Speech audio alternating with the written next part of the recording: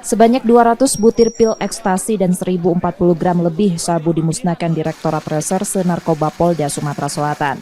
Barang bukti itu hasil sitaan dari 8 tersangka yang merupakan pengedar lintas provinsi dan tertangkap di sejumlah wilayah di provinsi ini.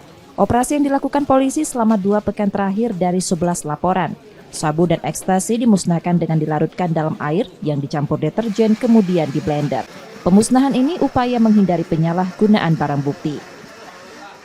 Ya, untuk pemusnahan kali ini, ya di bulan November ini ada 11 LP. Ya, tadi ada beberapa barang bukti dan tersangka. 8 tersangka yang tertangkap terancam hukuman penjara seumur hidup atau hukuman mati. Reski Oktora, Muklas Diferensial, Kompas TV, Palembang, Sumatera Selatan.